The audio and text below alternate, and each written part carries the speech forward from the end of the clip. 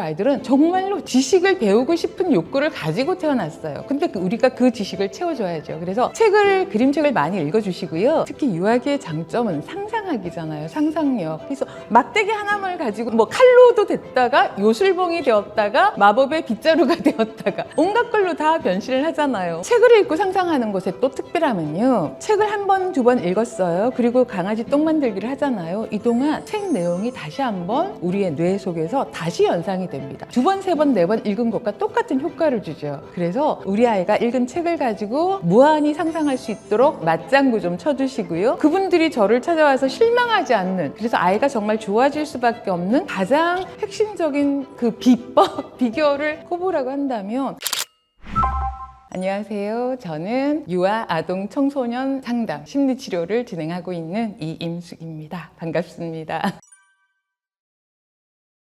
제가 아동 청소년을 중심으로 상담 치료하고 있잖아요. 근데 정말 사춘기에 접어든 아이들, 중학생이 된 아이들을 보면은 뭔가 이렇게 심리적으로 굉장히 불안정해지면서 정상적인 일상이 잘 진행되지 않습니다. 학교 가기를 거부한다거나 스마트폰에 지나치게 과몰입되어서 뭐 낮밤이 바뀐다거나 여러 가지 또 일탈과 연결되거나 이런 것들을 너무 많이 보면서 이 아이가 언제부터 왜 이렇게 힘들어지기 시작했을까? 왜 또 부모님은 그렇게 사랑스럽고 소중하던 이 아이가 언제부터 이렇게 속이 터지고 화를 낼 수밖에 없는 그런 존재로 변화하게 되었을까를 이제 원인을 자꾸 생각하다 보니까요. 대부분 우리나라 아이들이 말하는 거는요. 공부가 시작되는 즈음부터 스트레스가 굉장히 심해진 걸 알 수가 있었어요. 그래서 보통 우리가 4, 7세 때 공부를 보통 시작하잖아요. 한글 가르치고 수학, 영어 이런 걸 조금만 다 시작을 하는데 이 방식이 어떤가에 따라서 아이의 심리 상태, 정서의 불안정 정도가 굉장히 달라지는 걸 보면서 공부가 시작되는 4, 7세 사이에 어떻게 공부를 시작하고 어떤 공부 정서를 키워줘야 하는가에 대한 걸 계속 관심 가지고 연구하지 않을 수가 없었습니다.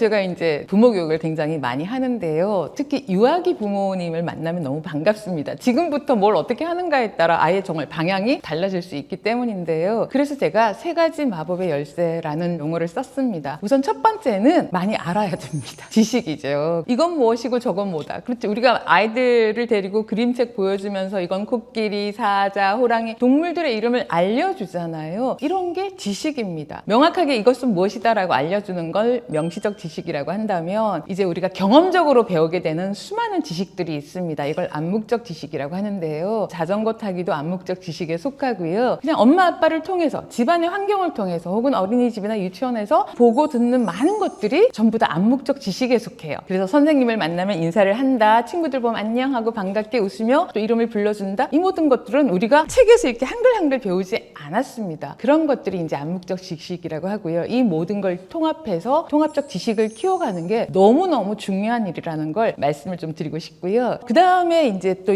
유아기부터 잘 훈련하고 키워줘야 될 게 주의력입니다. 주의력이 뭔지 아시잖아요. 근데 제가 좀 더 설명드리고 싶었던 건 집중력과 주의력의 차이예요. 사실은 우리 인간은 태어날 때 집중력을 가지고 태어납니다. 누구나 다 집중력이 있어요. 어디에? 관심 있고 재미있고 흥미 있는 것에. 그쵸? 겨우 걸음마 하는 유아기도 보면은 5분, 10분씩 좋아하는 거에는 집중하는 모습을 볼 수가 있어요. 제가 예전에 아이 키울 때 그 모습을 처음 발견하고 어머 저 어린아기가 10분 넘게 혼자서 뭘 하고 있네? 굉장히 신기했던 경험이 있거든요. 이제 그런 것들이 심리 이론서에서 다 말해주지는 않지만 제가 아이들을 많이 만나고 경험을 하다 보니 타고난 집중력은 누구나 있구나. 단 집중의 시간 정도는 사람에 따라 좀 다릅니다. 이거 꼭 아셔야 돼요. 기질적으로 한 번 시작하면 1시간, 2시간, 3시간도 진득하게 앉아있는 사람이 있고요. 저같이 20분, 30분 넘어가면 온몸이 근질거려요. 앉아있을 수가 없어요. 온몸이 찌뿌둥함이 집니다. 그렇다고 제가 해야 되는 일들에 집중 못하는 건 아니거든요. 다만 집중 시간이 좀 짧아서 그 짧은 시간 동안 집중하고 쉬었다가 또 집중하고 그러면 정말 해야 할 일들을 잘 해냅니다. 그래서 타고난 집중력은 누구에게나 있다라는 걸 시작으로 그럼 주의력은 무엇이냐면요. 관심도 없고 재미도 없고 하기 싫은 거, 어려운 거 이런 거에는 이제 내가 의지와 노력을 가지고 딱 초점을 기울여서 그게 몰두해서 과제를 끝까지 해내야 되잖아요. 이 주의력은 키워줘야 합니다. 그걸 제가 4, 7세보다 중요한 시기는 없습니다라는 책에서 방법을 쭉 설명을 해주고 있고요. 또 3번째 마법의 열쇠는 자기 조절력. 내 마음을 조절할 수 있어야 되죠. 인간은 원래 감정이 굉장히 충동적으로 올라오거든요. 좋다 싫다 즉각적으로 충동적으로 느끼잖아요. 근데 수업 시간에 아이가 앉아있다가 선생님이 앞에서 이제 뭘 말을 하면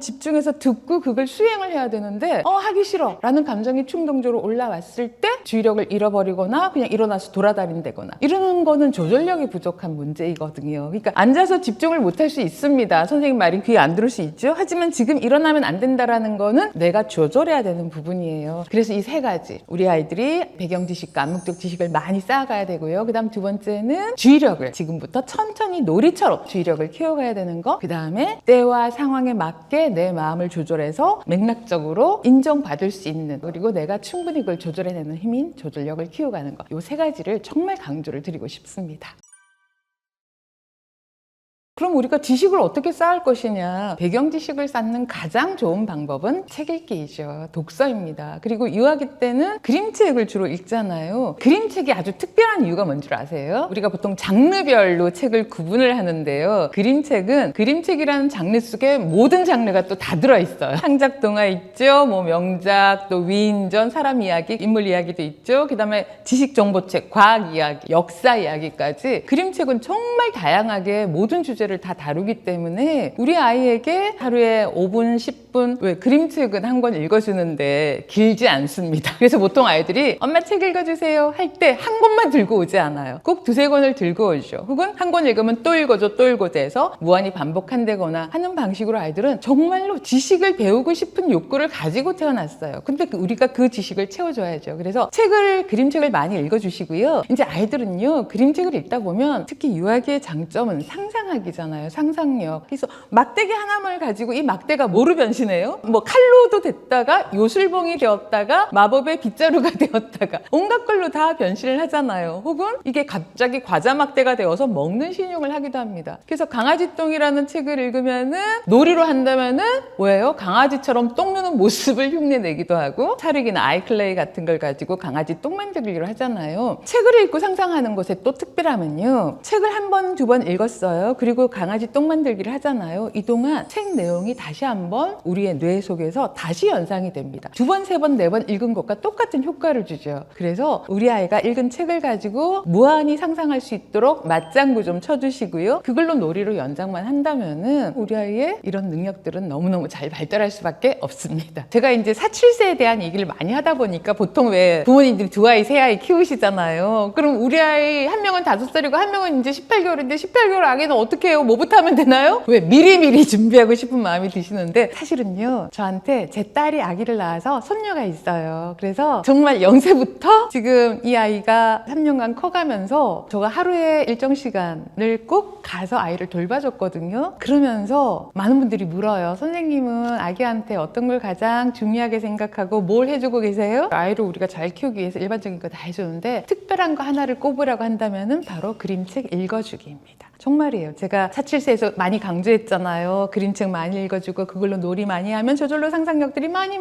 발현이 된다. 근데 사실은 그림책 읽어주기는 우리가 요즘은 아기 태어나자마자 태어난 아기한테 선물 많이 주세요. 초점 그림책. 근데 제가 우리 아기한테 초점 그림책을 읽어주면서 제가 조금 당황하고 의아함을 느꼈어요. 왜냐면 제가 아기를 키울 때 그 초점 그림책 별로 없었거든요. 모빌만 있었지? 요즘에 이런 것도 있구나 하고 되게 반가웠는데 이걸 그냥 펼쳐만 주래요. 아니 이상하다. 영아한테는 끊임없이 말을 걸어주고 눈 맞춰주고 미소 지어주는 이런 상호작용이 가장 중요한데 왜 보여만 주라고 하지? 라는 게 이제 궁금해지면서 와 그림책 읽어주기에 대한 것들을 조금 더 다시 정리해서 알려주고 싶다라고 해서 쓴 책이 바로 0~3세 육아 그림책의 답이 있습니다. 0~3세 때는요 아이의 정서 발달 또 언어 발달 인지 발달에 정말 뿌리가 형성되는 시기예요. 그리고 뇌 발달이 이 3년간 80~90%가 뇌 발달이 다 이루어진다라고 얘기를 하거든요. 기본적으로 아기를 돌보고 키우는 건 누구 어떤 부부라도 다 하고 계세요. 근데 우리 아이한테 특별한 선물을 주고 싶다면 그림책을 하루에 10분, 20분. 근데 저는 솔직히 10분, 20분보다 많이 읽어줬어요. 언제 읽어주냐면요. 아기가 심심해할 때 읽어줘요. 그래서 제가 초점 그림책은 그냥 초점 그림책이 아니라 초점 말걸기 그림책이에요. 말걸기가 더 중요해요. 그래서 어떻게 이 초점 그림책으로 말을 걸면서 대화를 하면서 얘기를 할 것인가도 얘기 드리고요. 시기마다 깍꿍놀이 할 때는요. 깍꿍 그림책도 되게 많아요. 목욕할 때 목욕 그림책 있는 것도 아시잖아요. 이렇게 아이의 생활 전반에 그림책과 함께 얼마든지 놀이하고 상호작용할 수 있다는 것과 또 우리 아이가 뭔가를 이제 배워가야 되잖아요. 각각의 시기에 효과적인 그림책들을 가지고 정말로 우리 아이가 많은 지식을 습득하고 기분 좋은 상호작용을 통해서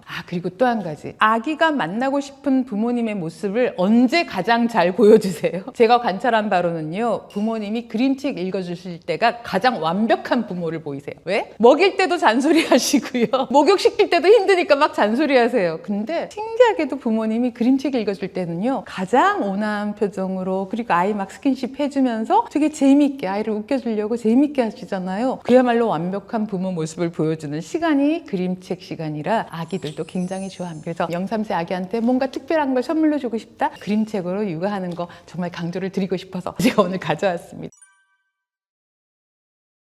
우선 첫 번째로 강조드리고 싶은 건 아이의 환경을 정리정돈해 주세요. 아이들은 원래 기질에 따라 차이는 있지만 그냥 이것 보면 이게 관심이 가고 저거 보면 저게 관심이 가고 밥 먹다가도 계속 딴짓을 하려고 하잖아요. 이건 굉장히 주변에 관심이 많은 건데요. 특히나 뭐 이제 한 4세, 5세, 6세 되어서 아이가 뭐 한글이라도 좀 읽기를 바란다면은 아이에게 부담 없는 방식으로 할 수는 있지만 요거 따라서 한번 그림 그려보자 했는데 애는 여기 이제 손 쥐고 연필 쥐는 것도 힘들고 따라 그리기도 힘드니까 딱 고개를 들었는데 딸은 내가 좋아하는 인형과 장난감이 있어. 그럼 이제 이거는 팽개치게 되는 거죠. 이때 우리가 필요한 건 정리정돈. 무수한 자극으로부터 조금 차단을 시켜주어서 아이가 지금 해야 되는 과제에 집중할 수 있는, 주의력을 기울일 수 있는 그런 정도의 환경에 대한 정리정돈이 꼭 필요하다는 말씀을 좀 드리고 싶고요. 그 다음에 상상력 놀이하기. 근데 정말 저희가 유아기 아이들을 자주 만나다 보면은요, 상상력이 풍부한 시기라 하지만 아무런 자극이 주어지지 않았는데 혼자 상상하고 앉아있기는 쉽지는 않습니다. 그런데 색종이 한 장을 들고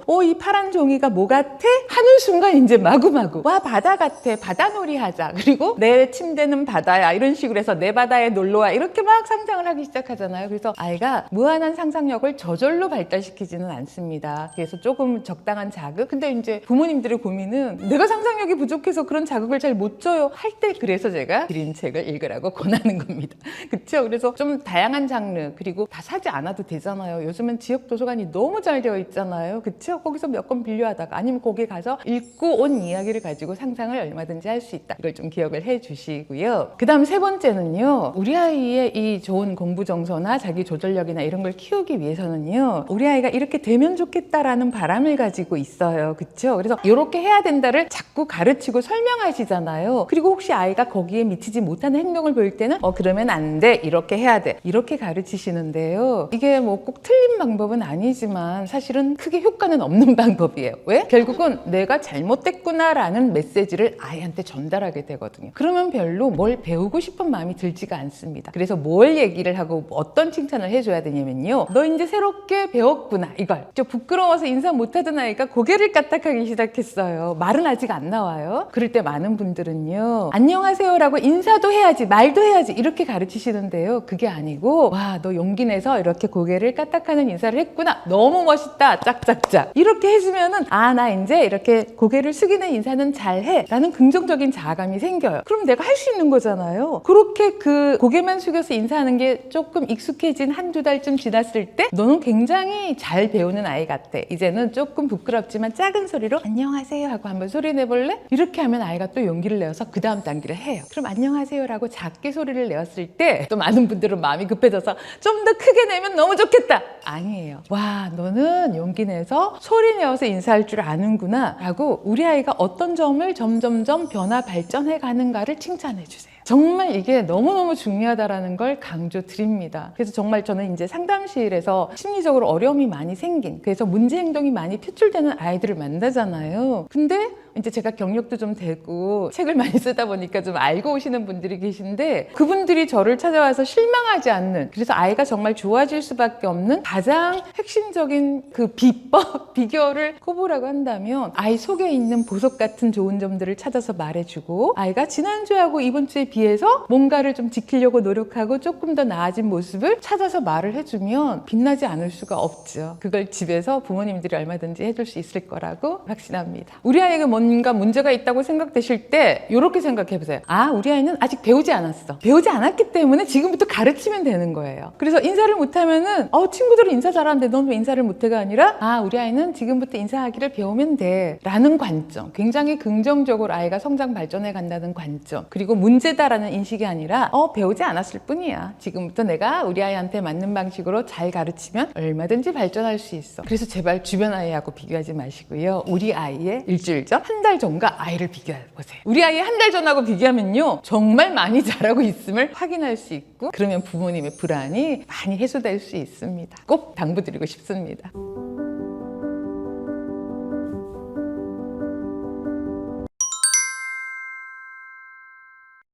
부모님 자체가 이미 말 습관이 형성되어 있어요. 그래서 저는 부모님이 이걸 꼭 기억을 하시면 좋겠습니다. 내가 자주 하는 말대로 아이가 만들어진다. 내 말대로 우리 아이가 이루어진다. 나는 어떤 사람인가를 묘사할 때 별로 할 줄 아는 것도 없고 이번 생은 망했어요. 이렇게 말하는 게 바로 우리 부모님의 말에서 시작되는 거거든요. 예를 들어서 식사를 하는데 아이가 먹다가 한 두세 번을 꼭 일어나요. 그러면 너 왜 또 일어나니? 이거 그 순간에 지적하면 나도 모르게 부정적인 말이 튀어나오잖아요. 제가 부모님들께 강조하는 것 중에 하나가요, 툭 튀어나온 이 말을 멈추기. 근데 정말 우리나라 부모라면 하나같이 이 말을 다 똑같이 너무 잘합니다. 너가 그러니까 네가 잘못했잖아, 네가 그러지 말았어야지, 이렇게 말씀하시는데 그 말 좀 멈추시고요. 귀한 말 한마디가 아이를 정말 눈부시게 성장하게 또 한다라는 걸 끊임없이 확인을 하게 됩니다. 가장 실효적으로 효과가 있고 아이를 더 회복하고 더 성장하게 하는 힘이 있는 5가지, 이것만 좀 잘 쓰셔도 아이가 멋있게 변한다라는 걸 좀 더 강조를 드리고 싶습니다.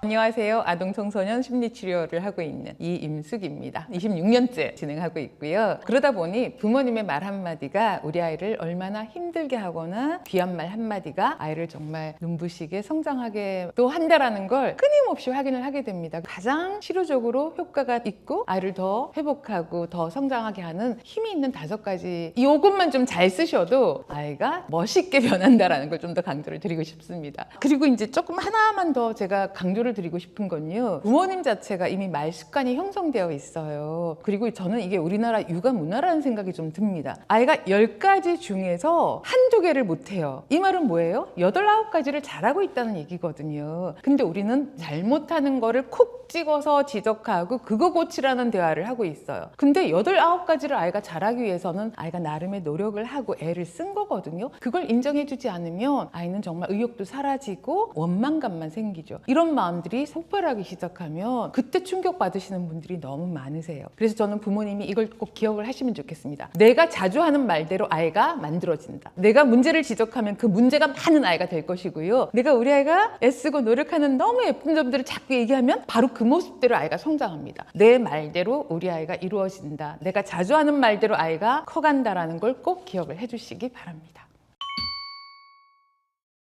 우리 아이가 숙제를 8시에 시작하기로 했어요. 근데 8시가 넘어가도록 안 하고 있어요. 그때 툭 튀어나오는 말이 뭐죠? 넌 왜 약속도 안 지키니? 넌 왜 맨날 이러니? 맨날. 항상, 또, 도대체, 이런 말들이 아이한테 전달되는 게 뭘까요? 나는 정말 한심한 인간이야. 난 뭘 약속도 지키지 못하고 뭘 제대로 해내지도 못하고 나는 시작해봤자 끝도 못 맺고 숙제도 제대로 못하고 또 공부도 못하고 나란 인간은 별로 희망이 없는 인간인가 봐. 이런 굉장히 부정적인 자기 이미지를 갖게 되고요. 일검결국 사춘기가 되면은 자아 정체감의 형성이라는 발달과업이 주어지는데요. 나는 어떤 사람인가를 묘사할 때 별로 할 줄 아는 것도 없고 이번 생은 망했어요. 이렇게 말하는 게 바로 우리 부모님의 말에서 시작되는 거거든요. 근데 정말 우리나라 부모라면 하나같이 이 말을 다 똑같이 너무 잘합니다. 왜일까요? 부모 자신도 그런 말을 많이 듣고 자랐기 때문이에요. 그래서 내 대해서 내가 부모가 되었을 때 내가 이걸 끊어내지 않으면 또 내 아이도 자라서 나중에 부모가 되었을 때 똑같이 아이를 괴롭히는 말을 많이 하게 된다라는, 그래서 이게 유전은 아니지만 대물림된다라는 표현을 쓰거든요. 그래서 제가 부모님들께 강조하는 것 중에 하나가요, 툭 튀어나온 이 말을 멈추기. 특히 사춘기 이후에는요, 멈추기를 제일 먼저 하라고 해요. 왜? 우리 부모한테 너무 자동화가 되어 있습니다. 이걸 멈추어야만 그 다음에 좋은 언어를 할 수 있다. 기억을 해주시면 좋겠습니다.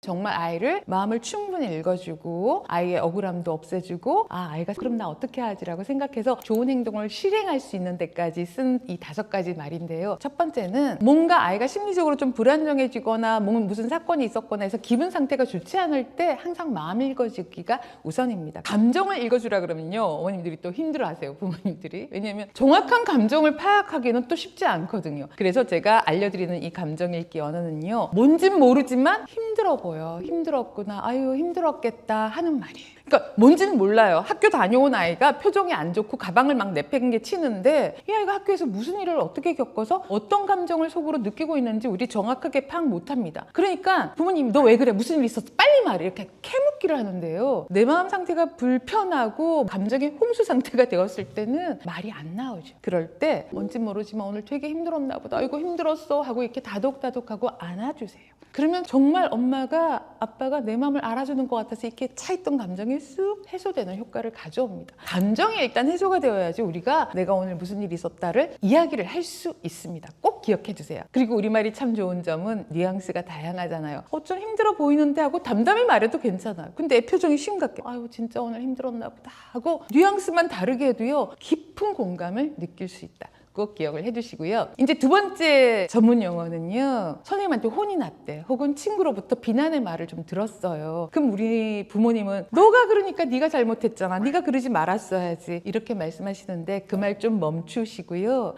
수업 시간에 짝꿍이랑 말을 하다가 선생님한테 지적받은 거, 혼난 거는 수업 시간에 짝꿍이랑 얘기한 것도 이유가 있지 않아? 너 규칙 잘 지키는 거 잘 아는 아이인데 왜 짝꿍이랑 말을 할 수밖에 없었어? 하고 이유를 좀 믿어주세요. 이유 없이 아이들 문제 행동하지 않습니다. 물론 아직 자기 조절력, 충동성 조절력이 부족해서 나도 모르게 뒤에 아이를 보고 야 이거 뭐야 하고 이렇게 장난칠 수도 있잖아요. 그러면은 이유가 뭘까요? 너가 아직 하면 안 된다는 건 머리로는 알지만 아직 몸으로는 연습이 좀 안 됐구나. 괜찮아. 그건 연습하면은 충분히 지금 놀고 싶은 마음을 잘 조절할 수 있게 될 거야 라고 얼마든지 따뜻하게 말해줄 수 있습니다. 세 번째 전문 용어는요. 제가 긍정적 의도를 알아주라. 그러니까 문제 행동 속에도 긍정적 의도가 있어요. 예를 들어서 아이가 숙제를 베꼈어. 그런데 베끼는 걸 이제 발견하셨을 때 한두 문제만 베껴도 부모님은 이제 용서가 못할 정도로 화가 나시겠지만요. 우리 아이가 10문제를 푸는데 전부 다 베꼈는지 혹은 몇 문제만 베꼈는지도 좀 보셔야 되고요. 베끼기 시작한 게 언제일까도 보셔야 돼요. 이 속에 숨어있는 긍정적 의도는 뭘까요? 우리 아이가 작년까지는 안 베꼈는데 올해 3월달부터 베꼈어. 그럼 뭐예요? 갑자기 3월달에 베끼고 싶은 마음이 불쑥 올라왔을까요? 아닙니다. 그 이전에 무수한 기간 동안 아이는 베끼고 싶은 거를 참고 노력했던 거예요. 그걸 인정해 주는 게 바로 아이의 긍정적 의도. 너가 3월달에 베끼기 시작했지만 그 이전에도 되게 힘들고 어려운 걸 참고 정말 열심히 해냈구나. 그리고 어쩔 수 없어서 이번에 너도 실수를 하게 된 거구나. 근데 그동안 애썼다. 너가 혼자 노력하려고 많이 애썼어. 그렇게 너가 힘든 줄 알았으면 엄마가 숙제의 양을 좀 조절해 주든지 숙제 난이도를 좀 조절해 두든지 아니면 선생님하고 의논을 하든지 이런 대화를 나눌 수 있어야 되는 게 바로 긍정적 의도예요. 그리고 제가 10문제 중에 몇 문제 베꼈나도 좀 살펴보시라고 그랬잖아요. 아이가 자기가 풀 수 있는 건 풀었어. 그리고 10문제 중에 3문제는 도저히 모르겠어요. 못 풀거나 틀리면 또 혼나잖아요. 그래서 3문제만 베꼈다? 그럼 또 아이는 어떤 노력을 했어요? 자기가 아는 건 열심히 풀어내려고 노력한 거죠. 내 능력으로 감당 안 되는 것만 베꼈다? 그러면 우리는 베낀 사실보다 야 너가 아는 건 열심히 풀어내려고 했구나. 그리고 엄마가 미안하네. 너가 어려운 문제가 있을 때 엄마한테 물어보라든지 아니면 어려운 문제가 너무 많은 거 말고 왜냐면 공부도요. 아이들이 이제 언제 이 어려운 거를 해 나가는가의 비율을 보면은요. 평균적으로 예전엔 7대3 그러니까 아는 거 70, 모르는 거 30 정도의 비율을 말했는데요. 요즘 아이들의 공부 정서가 굉장히 부정적이고 힘들어요. 왜냐하면 공부 시작할 때부터 스트레스가 많아서 어려운 게 한두 문제만 나와도 스트레스가 급격히 올라갑니다. 그래서 제가 요즘 권유드리는 비율은 아이가 좀 괜찮게 잘하는 정도면 8대1 아니면 9대1 어떤 아이는요 10문제 다 맞아야지 하나라도 틀리면 아예 안 해버리는 아이도 있어요. 그 아이는 굉장히 공부 스트레스가 큰 거거든요. 우리 아이가 노력한 부분을 이렇게 찾아주고 우리 아이가 어느 정도를 해낼 수 있는지 조금 더 세심히 들여다보면은 얼마든지 노력하면서 부모님이랑 소통하는 그렇게 멋진 모습으로 자랄 수 있다는 걸 정말 강조를 드리고 싶습니다. 그리고 이제 네 번째 전문 용어는요. 우리 아이가 타고난 강점이 있어요. 기질마다 강점이 있습니다. 특히 이제 초등학생 정도가 되면은 자극 추구형이 있고 인내심 기질이 되게 강한 아이도 있어요. 혹은 사회적 민감성, 남들의 감정에 굉장히 공감 잘하고 민감하게 받아들여서 굉장히 배려나 존중을 되게 잘하는 아이도 있거든요. 이런 기질들은 다 강점이에요. 자극 추구가 많은 행동을 우리가 보통 문제로 많이 보거든요. 요거 하다 저거 하다 이거 뭐야 저거 뭐야. 근데 굉장히 호기심이 크고요. 하나하나 모든 것에 대해서 정성을 들여서 관심을 쏟아요. 그냥 이렇게 건성건성하지도 않아요. 이건 뭐예요? 왜 그러는 거예요? 이것도 있네. 나 이거 해봤는데? 그러니까 그 하나하나에 드리는 그 관심의 정도가 저는 대단한 에너지라고 생각이 들어요. 그러면은 우리가 이걸 긍정적인 강점으로 표현해줘야 돼. 와 너는 정말 많은 것에 호기심이 정말 많다. 한 가지 한 가지에 대해서 정말 깊이 알고 싶은 탐구심도 있는 것 같아. 너무 멋지다. 그리고 이제 가르쳐줘야 될 건 있죠. 상황과 맥락에 맞게. 수학 시간인데 혼자 과학 실험 상상하면 안 되잖아요. 야, 너는 이 부분만 조금 연습하면 정말 멋지다. 수학 시간에는 숫자나 도형이나 이런 거에 대한 관심을 좀 더 생각해봐. 이 숫자는 언제부터 세기 시작했을까 하고 아이가 거기에 좀 더 호기심을 갖는 질문을 한두 개만 주면은요, 우리 아이의 강점은 엄청 잘 자라게 되거든요. 조절력도. 그래서 평상시에 아이가 보여지는 여러 가지 일상적인 행동 중에 강점의 특징은요, 쉽게 저절로 잘하게 됩니다. 왜? 가지고 태어났으니까. 노력하고 인내해서 막 열심히 연습해서 잘하게 되는 게 아니고요. 갖고 태어난 강점을 먼저 많이 평소에 대화를 해주시면요, 굉장히 긍정적인 정서가 자리를 잡게 되고, 그 긍정적인 정서가 공부 정서로도 연결이 되면서 난 뭐든지 관심 많아. 조금 어려워도 탐구해서 열심히 노력해서 알아낼 수 있어. 이런 힘을 키우게 된다. 이런 걸 좀 강조를 좀 드리고 싶고요. 5번째 전문 용어는 어떻게 하면 좋을까라고 물어봐 주세요. 어떻게 하면 좋을까라는 이 질문은요, 굉장히 다양한 곳에서 우리가 다 응용할 수 있어요. 시작하면 30분이면 끝낼 숙제를 미루다가 힘들어져서 한두 시간을 질질 끌잖아요. 그럴 때 봐, 너가 저녁 8시 시작하면 8시 30분이면 끝낼 수 있는데 그걸 너무 늦게 시작해서 오래 걸리는 것도 있어. 우리 숙제를 미루지 않고 오래 안 걸리고 좀 쉽게 할 수 있는 방법 어떻게 하면 좋을까? 그쵸? 그냥 아주 숙제는 우리가 해결하기 어려운 과제이기도 합니다. 부모님의 끊임없는 갈등의 소재이니까요. 근데 예를 들어서 식사를 하는데 아이가 먹다가 한 두세 번을 꼭 일어나요. 그러면 너 왜 또 일어나니? 이거 그 순간에 지적하면 나도 모르게 부정적인 말이 튀어나오잖아요. 그 순간에 지적하지 마시고요. 식사하기 전에 혹은 식사를 다 끝낸 그 다음날 엄마가 보니까 너 밥 먹을 때 한 3번은 오늘 일어나더라. 그랬더니 엄마가 보기엔 좀 산만한 것 같기도 하고 식사 시간에 집중이 안 돼서 너무 또 오래 걸리잖아. 너가 식사를 좀 가능하면 안 일어나고 맛있게 먹을 수 있는 방법 우리가 어떻게 하면 좋을까? 이렇게 하면 아이가 생각하기 시작합니다. 그러니까 내가 잘못한 그 순간 얘기하면 비난으로 들려서 아이가 반항이 올라오지만 그 순간이 아니라 그냥 좀 편안한 시간에 엄마 한 가지 고민이 있는데 너가 밥 먹다가 여러 번 일어나서 엄마가 좀 고민이거든. 우리가 어떻게 하면 좋을까? 이러면은 살짝 경계심은 생기죠. 왜? 나의 문제 행동을 지적한 거니까. 하지만 지금 당장의 문제가 아니라 아이도 조금 더 객관적으로 생각하면서 엄마 내가 일어나는 게 왜 싫어? 이렇게 생각하고 질문하기 시작해요. 원래 식사 예절은 가만히 앉아서 식사를 시작하면 끝까지 앉아서 하는 거야. 그걸 끝날 때까지 일어나지 않는 게 식사 예절인데 너가 아직 잘 연습은 안 됐어. 그래서 엄마가 좀 고민이야. 이걸 어떻게 하면 좋을까? 어떻게 하면 너가 이걸 잘 지키도록 엄마도 도와줄까? 너는 어떻게 하면 좋겠니? 이게 대화잖아요. 이거에 저거에 왜 안 했니? 이건 대화 아닙니다. 그냥 지시하고 명령하고 혼내는 거예요. 대화란 서로의 생각을 나누는 게 대화잖아요. 이렇게 어떻게 하면 좋을까라는 이 질문을 통해서 진짜 대화를 한번 해보세요. 이 대화가 훌륭한 이유는요, 우리 아이가 이런 생각을 하는 아이였어? 하고 아이에 대해서 감탄하게 됩니다. 그래서 제가 정말 아동 청소년 상담하면서 어떤 분이 이런 질문을 주세요. 선생님은 슬럼프가 없으셨어요? 근데 제가 아이들 상담하고 나서는 슬럼프 없었거든요. 근데 그 이유를 생각해보면 정말 문제가 이미 많이 드러난 아이들을 만나잖아요. 과연 이런 아이도 나아질 수가 있나요? 나아집니다. 왜? 제가 이렇게 5가지 전문 용어를 조금 더 심리적인 기법을 응용해서 쓰면은요, 그 아이 속에 있는 빛나는 보석을 저는 볼 수가 있거든요. 그리고 그게 드러나서 빛나게 만들어주잖아요. 그 기쁨과 보람이 너무 크기 때문에. 그리고 이걸 부모님들 그리고 아이를 만나는 모든 선생님들이나 주변 분들이 이 기쁨을 좀 느껴보셨으면 좋겠습니다.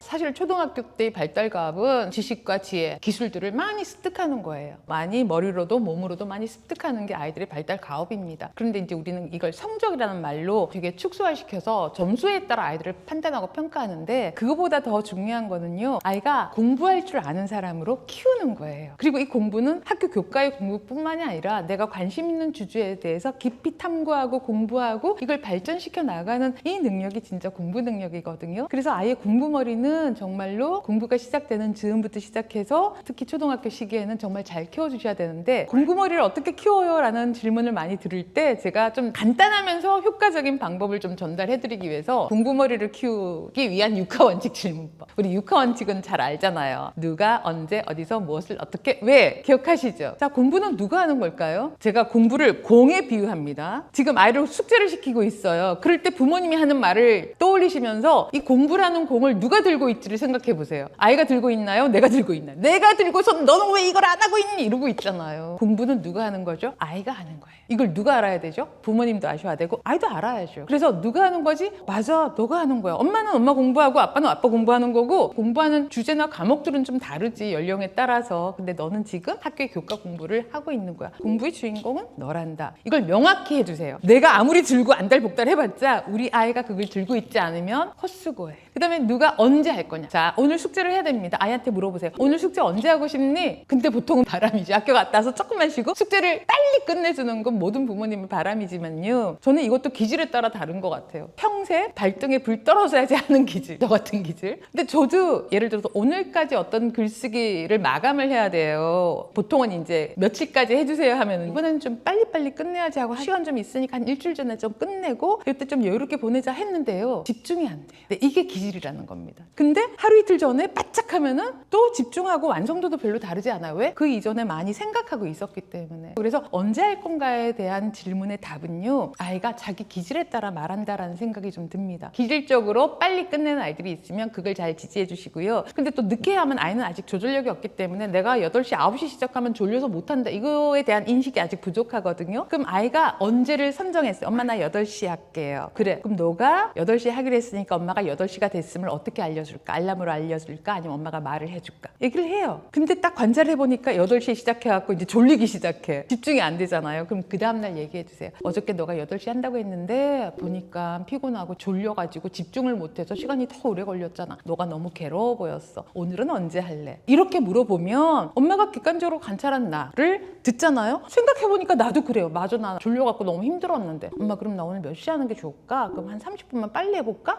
그래, 그것도 좋은 방법이다. 그쵸? 그래서 언제라는 질문에 한 번 묻고 정답을 찾아내는 건 어렵습니다. 초등학교 내내 그걸 찾아가는 과정이에요. 그래서 스스로 공부해야만 하는 청소년기에 접어들 때쯤 되면 아이가 자기 스타일을 충분히 알 수 있게 하는 게 또 이 육하 원칙의 질문들이에요. 자, 그 다음 누가 언제 어디서 할 것이냐. 자, 어디서 하면 좋겠어요? 이것도 기질에 따라 다릅니다. 엄마 난 그냥 혼자서 집중해서 방 안에서 할게요 하는 아이가 있고요. 엄마랑 여기 식탁에서 같이 앉아서 하면 안 돼요? 이게 기질에 따라 달라요. 조금 관계지향적인 아이는요, 엄마가 앉아있으면 잘하고 애가 잘하는 것 같아서 너 그럼 끝내? 엄마 설거지 좀 하고 올게 하면은 돌아오면 그대로 거기에 멈춰 있어요. 이게 왜 이렇지가 아니라 우리 아이는 기질적으로 누군가와 함께 하는 걸 좋아하는 아이. 그럼 이제 부모님은 그 다음 게 고민이에요. 그럼 얘는 평생 이렇게 엄마가 옆에 앉아서 공부를 시켜야 되는 거예요? 아닙니다. 사람이 중요한 거라고 그랬죠. 그래서 조금 팁을 드리자면 숙제 같이 하는 친구 한 명을 불러주세요. 여러 명 하면 안 돼요. 집중 안 돼요. 아이가 스스로 구할 수 있는 능력을 키울 때까지는 부모님 커뮤니티 많으시잖아요. 오늘 4시에 우리 아이랑 숙제할 친구 혹시 있나요? 하면은 우리 아이도 너무 좋아하죠. 관계지향적인 아이니까. 그래서 한 명만 불러서 해보세요. 정말 둘이 떠드는 것 같지만 숙제 거뜬히 해냅니다. 이런 방식으로 하면 좋겠고요. 자, 누가 언제 어디서 무엇을 할 것이냐. 그럼 너 오늘 4시에 너가 숙제를 하기로 했는데 엄마 몇 분 정도 앉아있어 줄까? 이런 것도 미리 얘기해도 됩니다. 그 다음에 무슨 숙제를 할 거야? 하면 이제 아이가 생각하겠죠. 엄마 나 오늘 수학이랑 영어 숙제가 있는데 어려운 거 먼저 하면 나는 마음이 편하니까 수학 먼저 하고 영어 단어는 이번에는 5개만 외우면 되니까 영어 단어를 나중에 외울게요. 이런 걸 하잖아요. 그야말로 주도적으로 공부를 하기 시작하죠. 그 다음에 누가 언제 어디서 무엇을 어떻게 할 것이냐, 왜 할 것이냐가 남았잖아요. 그럼 어떤 방식으로 할래가 아까 뭐 엄마랑 같이 할래요? 아니면은 엄마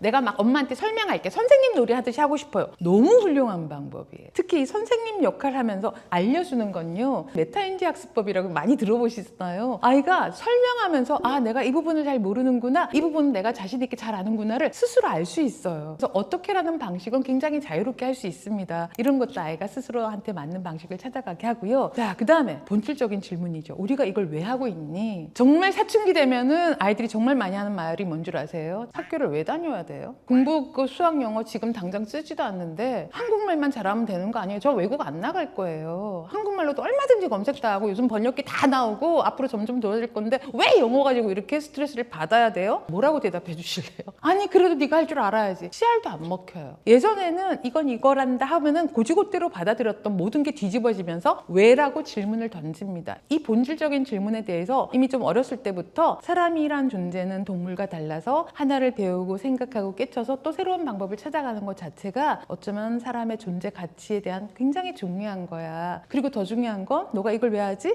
너가 새로운 걸 알았을 때 너 기분이 어땠어? 되게 뿌듯했지, 되게 신기했지, 그리고 또 좀 더 알고 싶은 욕구가 생겼지. 이렇게 우리가 뭔가를 배운다는 건 정말로 행복한 이유이기도 하고 또 내가 그런 과정을 통해서 나의 다양한 능력들이 발전되어 가는 거 이게 정말 우리가 가치 있게 사는 거 아닐까? 라고 해서 이런 본질적인 우리가 왜 공부를 하는가에 대한 본질적인 이야기를 평소에 좀 철학적으로 나눠주시는 거 너무 중요합니다. 왜긴 그래야지 너가 나중에 좋은 대학 가고 좋은 직업 가져서 네가 잘 살 수 있잖아. 다 널 위해서 하는 거야. 소용없습니다. 이렇게 육하원칙 공부머리 질문법으로 조금만 도와주셔도요. 자기 주도적 학습자로 키울 수 있는 굉장히 좋은 대화법이라는 걸 꼭 기억해 주시기 바랍니다.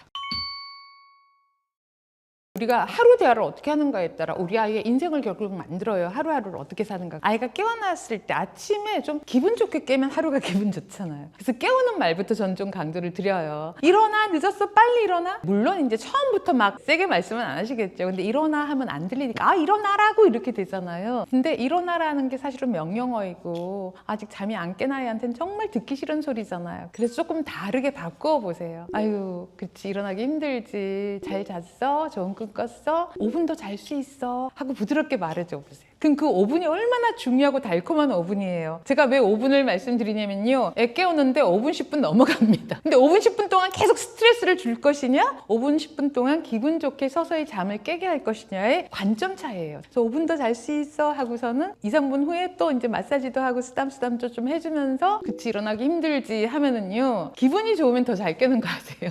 정말이에요. 아니 엄마 나 일어났어요. 알았어 일어날게. 이렇게 애도 부드럽게 말해요. 그리고 이제 조금 더 이제 팁을 드린다면 아이가 좋아하는 음악을 틀어주세요. 그리고 유아나 초등학생들은요 그림책 읽어주세요. 아이가 좋아하는 그림책 5분 안 걸리잖아요. 정말 이야기가 아이의 잠을 제일 잘 깨워요. 신기해요. 이야기 읽으면 더 잘 잠드는 거 아니에요. 우리 몸이 깨는 시간이잖아요. 잠드는 시간에는 읽어주면 잠이 들고요. 깨는 시간에 읽어주면 깹니다. 한번 실험해보세요. 정말 재밌습니다. 그리고 계속 눈 감고 있는데 계속 자는 것 같다고 느껴지시면요 읽다가 멈춰보세요. 그러면 엄마 왜 안 읽어? 이렇게 얘기해요. 듣고 있구나 하고 끝까지 읽어주세요. 정말 3분 5분이면 한 권 다 읽잖아요. 이렇게 하루를 기분 좋게 시작하는 엄마의 말, 아빠의 말이 정말 중요하고요. 자, 그다음 이제 오후 시간에 학교하고 나면은 뭐가 중요해요? 숙제 시키잖아요. 근데 이제 숙제가 어려운 아이를 이렇게 질문해 주세요. 너 왜 이렇게 또 오래 끌고 있니? 왜 집중 못해? 이거 아니고요. 너 숙제하기 좀 어렵지. 자, 어떤 점이 어려워? 야, 우리 이거 어떻게 하면 쉽게 할 수 있을까? 질문을 바꾸면 생각을 다르게 하기 시작해요. 우리가 질문을 최고의 대화법 중 하나라고 얘기하잖아요. 근데 왜냐면은 질문 딱 하면요 바로 그 생각이 들기 시작해요. 우리 뇌가. 예를 들어서 오늘 점심 식사 뭐 하실 거예요? 지금 하나도 생각 안 하고 있다가 갑자기 점심이란 키워드가 생각이 가잖아요. 똑같아요. 어려워 죽겠어 하다가 야 이거 어떻게 하면 쉽게 할 수 있을까? 어떻게 하면 쉽게 할 수 있을지? 하고 아이들이 생각해요. 저는 정말 상담하다가 이거 많이 보고 숙제 때문에 맨날 엄마랑 싸우고 혼나고 너무 힘들잖아. 근데 그 숙제 어떻게 하면 좀 쉽게 할 수 있을까? 아 참 궁금하다. 솔직히 너가 할 수 있는 숙제 아니면 어려워서 못할 만한 숙제야? 이거부터 좀 따져요. 왜? 할 수 있다고 말하는 아이들이 대부분이에요. 할 수 있는데 힘들었구나. 그럼 이거 좀 쉽게 하는 방법은 어떨까? 쉽게 해버리면은 엄마도 기분 좋고 그럼 그날 오후가 되게 기분이 좋잖아. 어떻게 하면 좀 쉽게 할 수 있을까 하면 아이가 자신한테 맞는 방법을 얘기해줘요. 선생님 저는요 한 2문제만 풀면 한번 일어나고 싶은데 엄마가 못 일어나게 해가지고 그때부터 혼나고 그때부터 더 하기 싫어져. 넌 2문제 풀고 나면 한번 일어나서 뭐 할 건데? 아니 그냥 거실에 나가서 엄마 뭐 하는지 보고 냉장고에서 음료수 하나 마시고 그거 하고 싶대. 그거 하는데 시간 얼마 걸려? 1분이면 될 것 같은데 그래 그럼 넌 2문제 풀고 1분 쉬었다가 또 2문제 풀고 엄마한테 이 방식을 부탁해 줄게. 이 방식으로 하는데 혼내지 않게 선생님이 부탁해 줄게. 그러면요 그 다음 주에 와서 며칠은 성공했다고 해요. 근데 이제 부모님은 아니 2문제에 한 번씩 일어나면 어떡해요? 이게 성공해야지 2문제가 3문제가 되고 3문제가 10문제가 될 수 있습니다. 이렇게 아이들은 발전해 간다는 것만 기억을 하셔도 어떻게 하면 이 숙제를 쉽게 할 수 있을까? 혹시 이게 너가 좀 감당하기 어려운 거니? 정말 어렵다면 어떤 점이 어려운지 좀 알아봐 주시는 대화만 푼다면요. 사실은 숙제 30분이나 1시간이면 보통 다 끝내잖아요. 그러면 하루 시간이 엄청 길게 남아있어요. 학원을 갔다 온다 해도 놀 시간도 생기고 책 볼 시간도 생겨요. 이렇게 대화 하나로 아이의 마인드가 달라지고 실제 행동이 달라진다고 기억을 해주시고요. 그 다음에 이제 잠자기 전 대화가 아이들이 심리 상태가 안 좋아지면 애들이 중간에 잘 깨고 안 좋은 꿈 꾸다가 이제 잠자다가 울고 이러기도 하잖아요. 그래서 잠자는 패턴은 아이의 심리 상태를 굉장히 잘 드러내거든요. 잠자리에 들 때 오늘 좀 뭐 기분이 안 좋은 일이 있었다 하더라도 이걸 좀 개운하게 마음을 바꿔주는 작업이 꼭 필요해요. 그래서 질문을 좀 해주세요. 오늘 좀 힘든 날이었는데 어떤 점이 좀 힘들었어? 엄마가 위로해주고 싶어. 엄마 오늘 친구가 나랑 안 놀아서 속상해서. 아이고 그래서 속상했겠다. 엄마도 속상했겠어. 어떡하지? 아이고 엄마가 위로해줄게. 문제 해결해 주려고 하지 마세요. 그럼 네가 내일 가가지고 다른 애랑 놀면 안 될까? 이거 하면요 짜증만 나요. 이런 건 솔직히 부모님이 크게 개입 안 해도요. 그냥 애들이랑 어울리다 보면 어느 날 싸웠다가 저절로 화해했다가 또 어울리다 놀다 보면 또 풀어지고, 이렇게 자연 발생적으로 사회성이 발달하는 게 지금은 다 막혀 있어요. 왜? 너무 어른들의 지나친 개입으로. 그리고 걔가 너 따돌리는 거 아니야? 또 따돌림 사건으로 생각하시는데 대부분의 사건은 꼭 그렇지도 않습니다. 그래서 그냥 위로하고 공감해주는 단계에서 좀 멈춰주시고요. 힘든 것만 얘기하시면 안 돼요. 왜냐면 힘든 것만 얘기하면 힘든 기억들이 더 오래 남아있어요. 원래 인간은 우리를 보호하기 위해서 부정적이고 불편한 것, 불안한 것을 더 잘 기억을 하거든요. 그래서 그 기억을 조금 상쇄시켜주기 위해서도 그렇게 힘든 일도 있었지만 오늘 좀 기분 좋고 좀 재밌었던 건 어떤 거야? 자, 재밌었던 것부터 한 가지 얘기해보자. 오늘 너가 잘한 점은 뭐야? 재밌었던 것, 잘한 건 얘기하면요. 엄마가 또 막 맞장구 쳐주고 야 정말이야 맞아 숙제가 힘들었지만 내가 끝까지 했잖아. 너무 훌륭했어 하고 다독다독 해주시면요. 힘든 감정은 싹 해소가 다 되고요. 뿌듯함으로 잠자리에 들게 되죠. 그래서 아침에 깨어서 우리 아이의 잠자는 시간까지 부모님이 어떤 긍정적인 대화를 많이 해주는가에 따라 아이의 하루가 달라지고 그 하루가 모이고 모여서 우리 아이의 성장의 길이 만들어진다. 이렇게 기억해 주시면 좋겠습니다. 그래서 제가 꼭 한 가지 당부드리고 싶은 말씀은요. 어떤 문제적 행동을 해도요. 그 속에 숨어있는 긍정적 의도가 있고, 상담사, 심리치료사들은요. 정말 다양한 심리 이론을 다 배우잖아요. 그리고 그거를 어떻게 말로 표현하는가를 연구하고 계속 수련을 받는 작업을 합니다. 결국은 말로 어떻게 이걸 표현해서 도와줄 것인가인데, 그렇게 여러 가지 심리적인 언어들 중에 가장 우리 아이의 행동이 변화되는 한 가지를 꼽으라고 한다면 문제 행동이나 문제적인 결과 속에 숨어있는 긍정적, 아 너가 이렇게 안 하려고 노력했구나, 이렇게 애써온 시간들이 정말 많았구나를 알아주면 정말 잘 자란다. 꼭 기억하시기 바랍니다.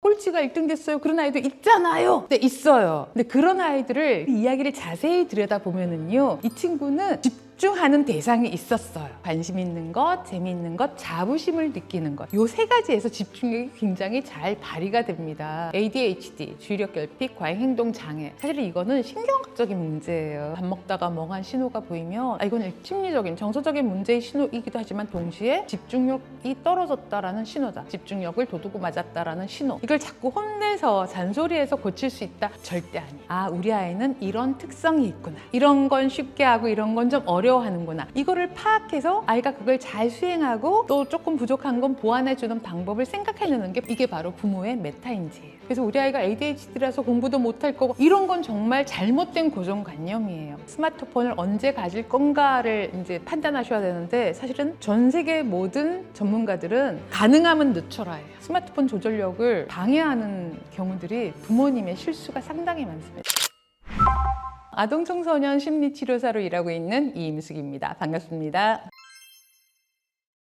유아기의 공부는 한글, 수학의 기본적인 감각을 키우는 거잖아요. 한글을 읽을 줄 알게 된다. 수감각을 키워서 수를 셀 줄 알게 된다. 수를 읽을 줄 알게 된다. 이런 거고, 이제 진짜 공부는 초등학교 시기부터 시작이 되잖아요. 근데 이제 우리 아이가 초등학교 때 어떻게 이 집중력을 주의력으로 잘 전환시켜서 공부를 하는 능력이 키워지는가에 따라서 사실은 평생 집중력, 평생 주의력이 좌우가 되죠. 한번 생각해 보세요. 주변에 초등학교 때 집중 못 해가지고 공부를 좀 잘 못하던 아이가 중학교 때 갑자기 잘해진 경우 보셨습니까? 드물게 있기는 합니다. 근데 대부분은 그게 안 돼요. 사실은 하루 4시간, 5시간, 6시간의 수업 시간 동안 선생님 말씀에 주의를 기울일 수 있어야 되잖아요. 이 힘을 키우지 않으면 그 다음 사춘기, 청소년기의 공부는 더 어려워질 수밖에 없습니다. 아니에요. 꼴찌가 1등 됐어요. 그런 아이도 있잖아요. 네, 있어요. 근데 그런 아이들을 이야기를 자세히 들여다보면은요. 이 친구는 집중하는 대상이 있었어요. 학교 공부는 아니었지만 뭔가 한 가지 주제에 대해서 깊이 공부하고 자기 집중력을 주의력으로 전환시킨 경험이 있는 아이들은 나중에 그거를 교과목에 적용할 수 있게 됩니다. 그러니까 자동차에 관심이 있었던 남자애라면 자동차만 공부해요. 자동차 책만 엄청 봐요. 처음엔 자동차 그림책을 보다가 나중엔 자동차에 대한 지식정보책을 어려운 단계까지 봐요. 바로 그게 아이가 집중력을 주의력으로 전환시키는. 근데 학교 교과 성적은 안 좋습니다. 왜? 교과서는 공부를 해야지 성적이 나오잖아요. 그래서 공부를 안 했던 아이가 자동차에 대한 공부를 꽤나 할 줄 아는 힘이 키워졌기 때문에 그 힘을 가지고 이제 교과로 중학생 되면서 내가 이렇게 자동차에 대해서 어려운 책 되게 많이 보는데 교과서 보니까 사실은 안 어렵거든요. 교과서에 나오는 어휘들만 좀 기억을 하면은 안 어려워요. 그러면 그 아이는 마음만 먹게 되면, 예를 들어서 내가 성적을 좀 잘 받아서 내가 좋아하는 자동차 학과를 가야겠다, 이런 자기 목표가 생기고 동기가 생기면 공부하는 건 어렵지 않아. 이런 특별한 경험을 한 아이만 꼴찌가 1등이 될 수 있지, 대부분 집중력을 주의력으로 전환시킨 경험이 없는 아이들은 너무 힘들어집니다. 그래서 이 초등학교 시기가 우리 아이의 집중력을 주의력으로 잘 전환시켜주는 중요한 시기라는 걸 강조드리고 싶습니다.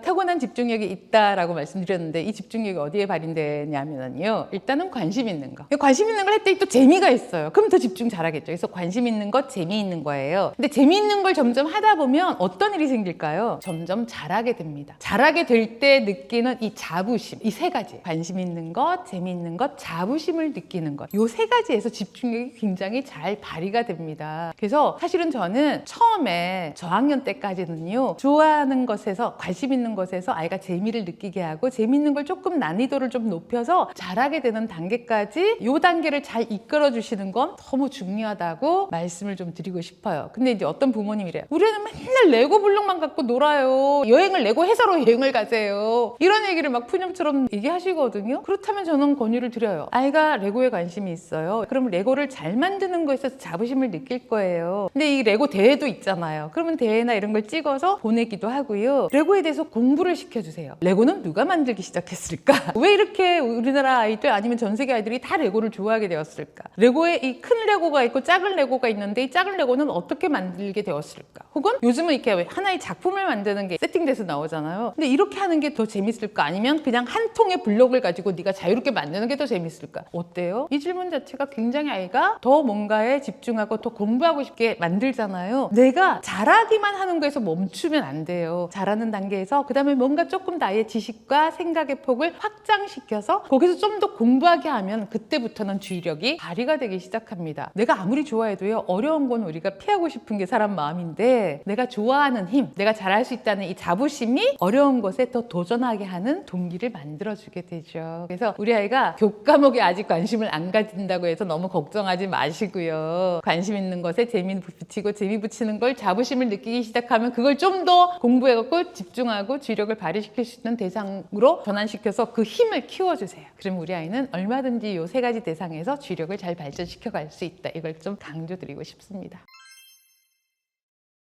예전에는 교실에서 서너 명이 돌아다녀요 그랬는데 요즘은 절반이 돌아다녀요, 이런 말까지 하실 정도로 아이들이 산만해지는 현상이 되게 많아지고 있어요. 저 어릴 때는 한 교실에 70명이었거든요. 초등학교 때. 돌아다니는 아이를 본 적이 없습니다. 이상하기도 해요. 물론 이제 그때는 좀 더 강하고 엄한 규칙들이 적용이 됐고 체벌도 있던 시절이었기 때문에 그럴 수 있겠다 싶지만, 이때 우리가 뭘 구분할 수 있어야 되냐면요, 뭔가 약간의 압박에 의해서 주의력을 조절할 수 있나 없나를 보셔야 되는 거예요.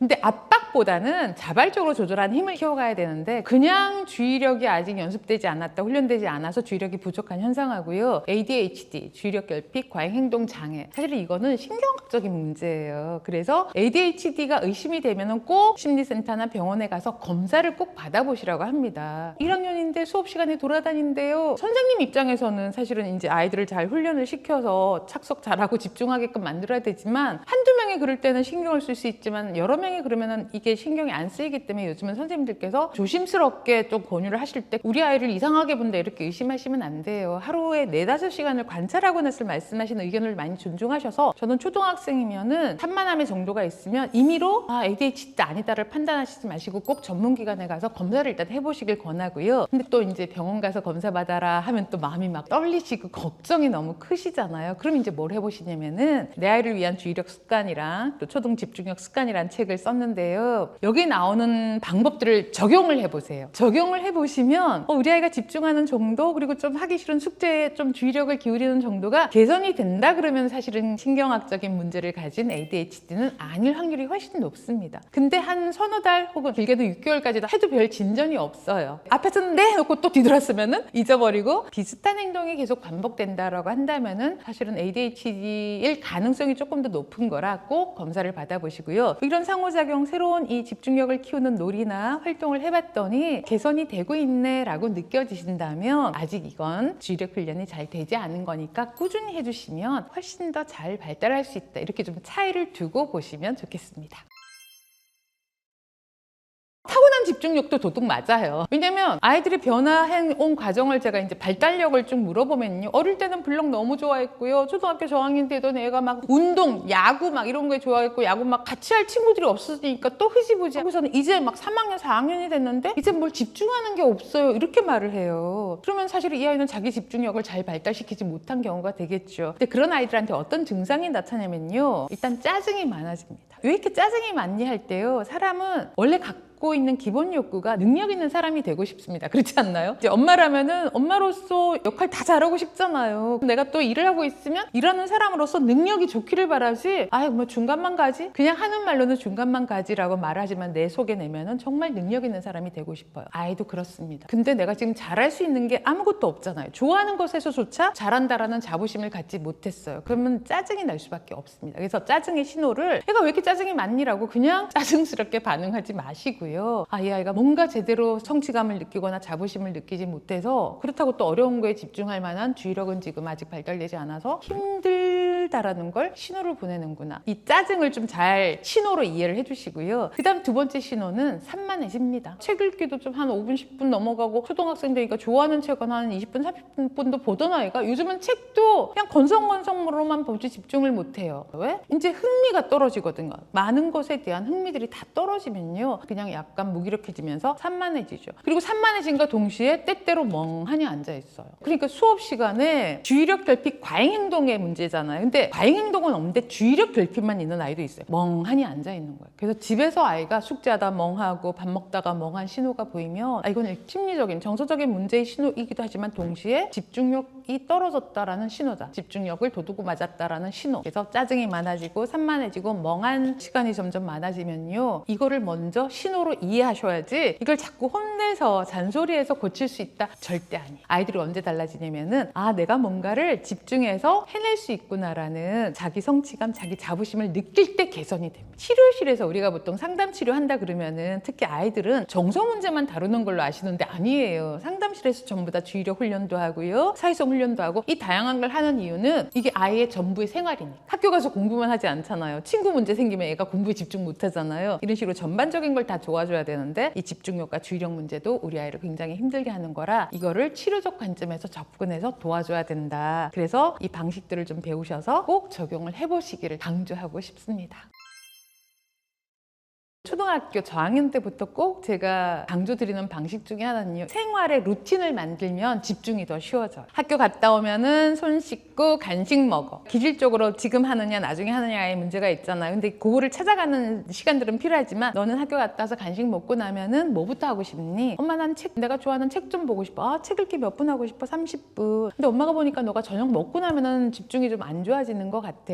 그럼 책 읽고 나서 숙제는 언제 하면 좋을까? 저녁 먹기 전에. 이렇게 한계 설정을 해주시는 건 괜찮습니다. 아이의 특성을 파악했으니까. 이게 바로 부모의 메타인지예요. 그러니까 우리가 메타인지는 내가 무엇을 아는지 아는 것, 내가 뭘 모르는지를 아는 게 메타인지잖아요. 근데 부모님이 아이에 대해서 발휘해야 될 메타인지는 우리 아이는 이런 특성이 있구나. 이런 건 쉽게 하고 이런 건 좀 어려워하는구나. 이거를 파악해서 아이가 그걸 잘 수행하고 또 조금 부족한 건 보완해주는 방법을 생각해내는 게 바로 부모님의 메타인지예요. 그래서 아이의 집중력을 키우기 위해 할 때는 너 집중해 말한다 집중하라고 이루어지면 마법이겠죠. 집중하라는 말로 집중되지 않기 때문에 우리 아이의 특성을 잘 파악해서 부모님의 메타인지도 그래서 집중력 키우는 조건이에요. 우리 아이한테 맞는 이 생활 시스템을 루틴으로 만들어주세요. 그리고 그럼 너는 갔다 와서 간식 먹고 책 좀 읽고 그 다음에 그럼 숙제는 수학하고 영어학과 있는데 뭐부터 할래? 혹은 보고서 쓰기 숙제가 있는데 오늘은 뭐부터 할래? 그래서 기본 루틴을 정해놓고 그 다음에 뭐 숙제의 순서는 날마다 좀 달라져도 괜찮잖아요. 이 루틴을 아이가 실천해서 성공하도록 도와주세요. 그럼 아이는 이 시스템이 구조화시킨다라고 얘기를 하거든요. 그러면은 이게 익숙해지면요. 이 시간은 책 보는 시간, 이 시간은 숙제 시작하는 시간. 그래서 루틴을 반복하면 습관이 됩니다. 습관이 이루어지면 아이의 그 시간에 집중력은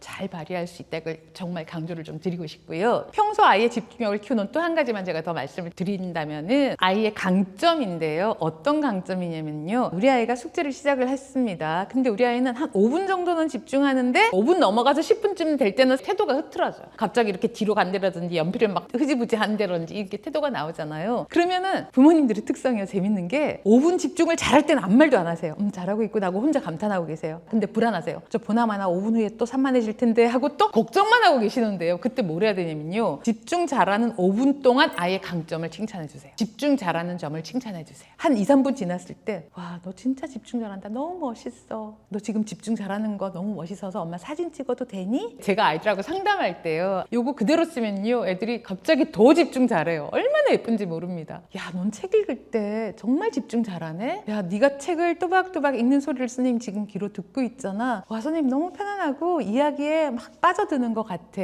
너무 멋지다. 이거 선생님 찍어도 되니? 네. 하고선 더 열심히 더 집중해서 그런 모습을 제발 부모님이 집에서 확인하시려면요. 아이가 5분 후에 산만해지는 아이라면 2, 3분 되는 쯤에 와, 정말 집중 잘한다 라고 칭찬 한마디만 해줘 보세요. 그 5분이 6분, 7분, 10분으로 늘어나게 됩니다. 이 연습을 하루하루 하게 되면요. 한 달, 1년 후 지금 2, 3학년인데 좀 산만했다. 4, 5, 6학년 때 다 산만해지기 시작하거든요. 오히려 그 시기는 왜 사춘기 증상 때문에 또 오히려 그때 아이가 정말 중심을 잘 잡는 아이로 성장할 수 있다는 걸 정말 강조를 드리고 싶습니다.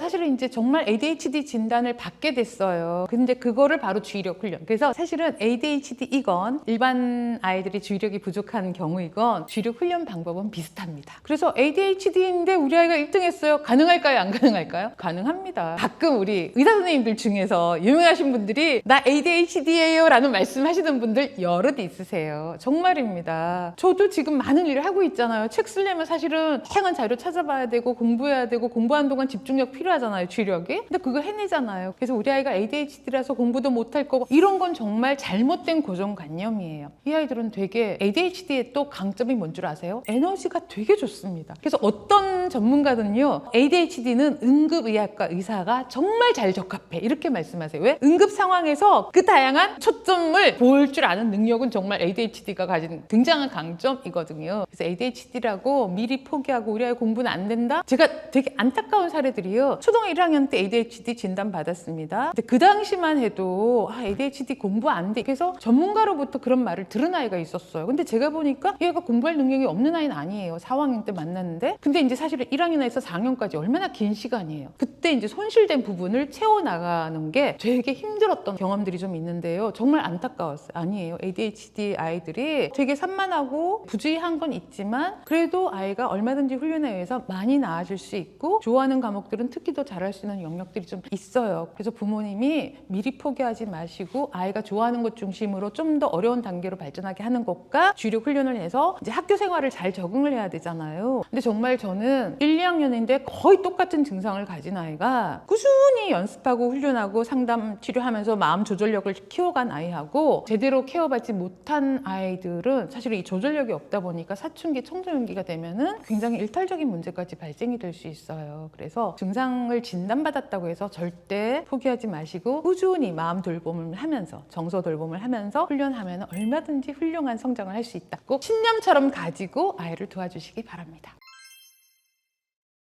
책상에 앉아서 아이들이 숙제를 하잖아요. 뭐 조금 저학년 때는 부모님이랑 식탁에 앉아 있거나 따로 큰 책상에 마련해서 거실에서 이제 하기도 하잖아요. 다 좋습니다. 근데 어쨌든 이제 진짜 공부는 책상에 앉아서 혼자 하기 시작할 때 책상 집중력을 키우려면 환경 조절부터 하셔야 돼요. 근데 보통 아이들이 책상을 가보면요. 좋아하는 게 다 진열이 되어 있어요. 책 책장은 또 옆에 있고요. 근데 그거보다는 시각적 자극을 차단시켜 주셔야죠. 그래서 아이들이 좋아하는 장난감이나 캐릭터는 등 쪽에 이제 선반 같은 거 만들어서 해주고, 공부할 때는 눈앞에 뭐가 있으면 좋으냐면은요, 너무 많은 막 공부책이 꽂혀 있는 것도 부담스러워요. 그래서 오히려 책장, 옆 책장을 활용하시고요. 눈앞에 딱 고개를 들었을 때 보이는 건요, 오늘 해야 할 과제를 꽂아 놓는 것, 그리고 옆에 칸은 다 한 과제를 옮겨 놓는 칸. 우리가 왜 서류 처리를 하면은 미결, 기결 그러잖아요. 근데 이게 얼마나 생각보다 효과적이냐면요, 오늘 요거에 공부할 과제가 3권이 있어요. 3권 중에 한 2페이지, 3페이지씩 해야 되는 게 이쪽에 있잖아요. 근데 이제 아이들이 보통 하나의 과제는 좀 빨리 하잖아요. 한 20분 만에 끝냈어요. 요거 하나를 일로 옮겨 놓을 때 얼마나 뿌듯한지 몰라요. 그럼 또 마음이 또 저것도 있어요. 수첩 같은 걸 마련해서 오늘 할 일 숙제 3가지 쓰고요, 다 할 때마다 체크하거나 줄긋기, 이것도 되게 효과적이에요. 제가 계속 제 주의력이 좀 약하다고 얘기를 말씀드리고 있는데요, 저도 컴퓨터 앞에 앉아서 작업을 시작할 때요, 이 메모 하나를 하고 안 하고의 차이가 크다는 걸, 그냥 앉아서 시작해야지 하다가 이것저것 막 검색하기 시작하면 한두 시간을 훌쩍 보낼 때가 많거든요. 그럼 그제야 나 지금 무슨 짓을 하고 있는 거지 하고 막 깨닫고, 지금 몇 시부터 몇 시까지 뭐 하고 몇 시부터 몇 시까지 뭐 하고를 써놓으면 그때부터는 그걸 할 수 있게 돼요. 그래서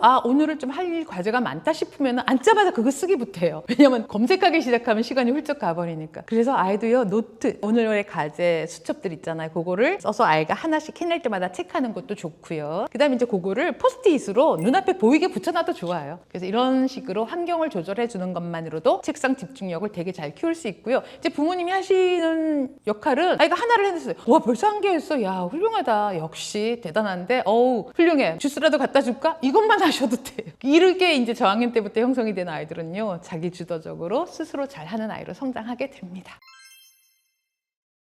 제가 집중력 이야기하면서 사회성 발달에 집중력이 중요하다 얘기하면요, 사회성하고 집중력이 무슨 상관이죠? 굉장히 중요합니다. 특히 사회성에서 발휘되는 집중력은요, 청각 집중력. 친구들의 말을 듣고 그 다음에 내 마음을 조절해서 그 규칙을 따라가야 돼요. 예를 들어서 친구 쪽으로 내 지우개가 떨어졌어요. 우리가 보통은 내가 가서 주울 수도 있지만, 책상을 놓고 있을 때는 그쪽에 있는 거 좀 주워줘 그랬잖아요. 야, 그쪽에 있는 거 주워줘 했는데 내 앞에 앉아있는 아이가 청각 집중력이 약해서 못 들었어요. 그럼 이 아이는 못 들어서이지만 상대방 입장에서 어때요? 쟤는 내 말 듣고도 들은 척도 안 해. 주워주지도 않아. 나 쟤랑 놀기 싫어. 이렇게 돼버려요. 그리고 사회성에 또 여럿이 놀잖아요. 아이들이 놀 때마다 규칙들이 만들어지잖아요. 기존 규칙도 있지만 중간에 아이들이 야, 우리 이제 다르게 하자 이러잖아요. 근데 또 청각 집중력 부족하거나 애들이 얘기할 때 나 혼자 딴 생각하고 나 혼자 저거 이렇게 해서 이겨야지 하고 혼자 생각만 하고 있으면은 친구들 4명이 놀다가 3명이 동의했는데 나만 못 들었어. 근데 난 또 억울해요. 애들이 갑자기 규칙 바꿔서 하는데 야, 왜 마음대로 해? 이렇게 막 싸우잖아요. 그래서 아까 우리가 다 얘기했잖아. 막 이렇게 애들이 따지거든요. 그러면은 3명 입장에서는 또 얘가 듣지도 않고 지멋대로 또 한다고 또 우리 보고 비난했으니까 쟤랑 놀기 싫어. 이런 일이 몇 번 반복되면은요, 3명의 친구들, 종종 4명이 놀다가 이 3명의 친구는 쟤 오면 또 쟤 짜증내고 또 우리 말도 안 듣잖아. 쟤랑 놀지 마. 그래서 우리가 집중력, 주의력 하면 꼭 공부 문제라고만 연결하시던데요. 아니, 아이의 생활 전반에 이 집중력과 주의력은 굉장히 많이 작동이 되고 있다는 걸 잘 기억을 하시고요. 이런 건 부모님하고의 상호작용에서 이미 알고 계실걸요? 어머니가 마시면 땡땡아 와서 밥 먹어. 바로 오나요? 바로 오는 애들이 없어요. 그 막 찾아가서 엄마가 몇 번이나 불렀는데 엄마 불렀어요? 이렇게 말해요. 안 들려요. 그런 아이들은요, 처음부터 가서 땡땡 밥 먹을 시간이니까 멈추고 나와. 이렇게 아이를 보고 얘기하는 것부터 시작해서, 엄마가 매번 너를 찾아와서 말하기 힘드니까 엄마가 밖에서 얘기할 때 좀 잘 듣고 얘기하지. 엄마가 3번은 부를게 하면은 이제 그 다음에 엄마가 3번쯤 부를 때 나올 수 있게 되고요. 그게 또 훈련이 되면은 나중에 한 번만 불러도 나오고요. 그러면서 조절력을 키우면 애가 시간 엄마가 부를 때가 됐는데 하고 스스로 나오기도 합니다. 이런 식으로 키워갈 수 있다는 거 꼭 좀 기억해 주시기 바랍니다.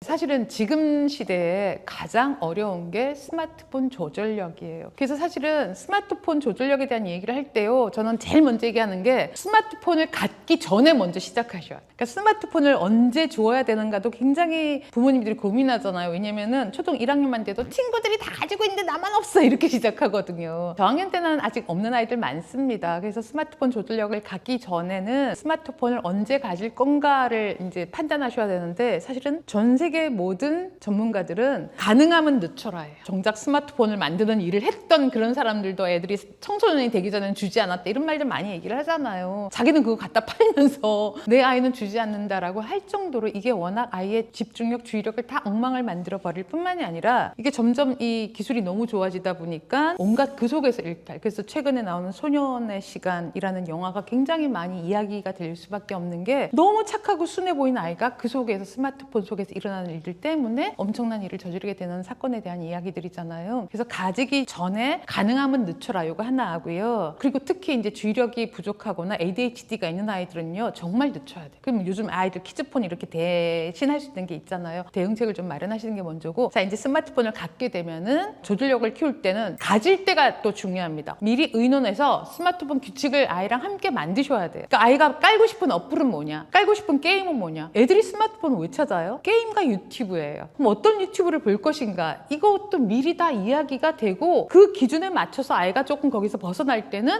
딱 제재를 하고, 그런 과정이 무수히 반복돼야만 아이가 아 이건 안 돼 하고 스스로 조절할 수 있게 되죠. 그래서 우리가 코로나19가 시작될 때 온라인 수업을 시작을 했잖아요. 근데 초기에는 막 시스템이 안정화되지 않아서 유튜브를 보여주는 방식으로도 수업했잖아요. 그때 얼마나 많은 일들이 생겨났는지 모릅니다. 왜 선생님이 교육용 유튜브를 틀어주라고 했는데 옆에 쫙 뜨잖아요. 어느새 딴 거 봐요. 딴 거 보는데 애들이 뭔가 좀 더 자극적인 걸 찾잖아요. 그럼 그 다음에 또 뜨는 건 뭘까요? 더 자극적인 게 계속 뜨잖아요. 이런 식으로 되기 때문에 스마트폰 사용 규칙을 먼저 잘 세우고, 이 규칙을 아이가 바꾸고 싶어 할 때 또 충분히 의논해서 경계선 세우기, 한계 설정. 절대 이거는 안 돼. 이 규칙을 부모님이 먼저 지키셔야 됩니다. 왜냐면 스마트폰 조절력을 방해하는 경우들이 부모님의 실수가 상당히 많습니다. 애가 울고 불고 난리를 치잖아요. 그리고 또 부모님이 급할 때 당장 잠깐 봐 이러잖아요. 그 잠깐의 틈새가 아이들한테는 엄청난 기회예요. 그리고 한 번의 틈을 가지고 기회를 얻으면 그건 아이에게는 전략이 돼버려요. 이렇게 부모님의 역할이 사실은 아이의 스마트폰 조절력을 더 잘 키워준다라는 거 한 가지 강조를 드리고 싶고요. 또 한 가지는 우리 아이들은 스마트폰과 함께 살아갈 세대예요. 사실은 스마트폰 역량을 키워야 되잖아요. 조절력을 키워야 되는데 스마트폰이나 미디어를 생산적, 건설적으로 활용하는 방법을 계속 팁을 주시거나 알아보세요. 그래서 유튜브 같은 거 우리 아이가 관심 있는 주제에 대한 유튜브 많잖아요. 그런 걸 부모님이 먼저 찾아서 아이가 그런 걸 찾아볼 수 있게 하는 것도 스마트폰 조절력이에요. 그리고 학교에서 뭐 요즘은 수업 시간에도 이제 스마트폰을 가지고 뭘 찾아보기 많이 검색하잖아요. 근데 정말 보시면은요, 검색해라 그랬는데 결과가 다 다른 거 아시죠? 내가 한 가지 주제에 대해서 찾으려는데 어떤 검색어를 치는가에 따라서 뜨는 정보가 너무 다릅니다. 요즘 AI, 챗GPT도 어떤 말로 요청하는가, 그 프롬프트 엔지니어라는 그거에 따라 정말 결과가 다르다는 말을 하잖아요. 결국은 우리 아이가 이 스마트폰 미디어를 어떻게 활용하는 능력을 키우는가예요. 그래서 스마트폰은 우리 아이가 30분 게임을 해도 된다고 할 때요, 솔직히 저는 초등학생 때까지는요, 그 30분 동안 우리 아이가 이걸 어떻게 활용하고 있는가를 옆에서 부모님도 함께 뭔가를 하시면서 감시하고는 좀 다르죠. 관리하는 거죠. 관리하고 우리 아이가 유혹에 빠져들지 않게끔, 혹시 나도 모르게 자극적인 걸 받다가도 금세 회복할 수 있게끔 계속 함께 보시면서, 그리고 이제 부모님은 야 이런 거 봐, 너 흥미있는 게 이런 게 새로운 게 있다? 그래서 자꾸 팁을 주세요. 알고리즘의 노예가 되는 게 아니고요, 좋은 알고리즘에 우리 아이가 리듬을 탈 수 있게끔 도와주는 게 굉장한 미디어 조절력을 키워주는 일이다. 이걸 정말 강조드리고 싶습니다. 집중해라 라는 말로 집중력이 키워지지 않습니다. 한 가지 과제에 우리 아이가 집중할 수 있도록 부모님이 어떤 방법을 어떻게 쓰는가에 따라 우리 아이의 집중력은 잘 발달하고 그게 주의력으로 훌륭하게 전환될 수 있다. 이걸 꼭 기억하시고요. 잔소리보다 우리 아이의 집중력, 주의력을 어떻게 키워주면 좋지? 오늘 어떤 집중력 키우는 활동을 한번 해볼까? 이런 마인드로 하루에 하나씩만 해보신다면 아주 눈부시게 잘 성장할 거라고 확신합니다.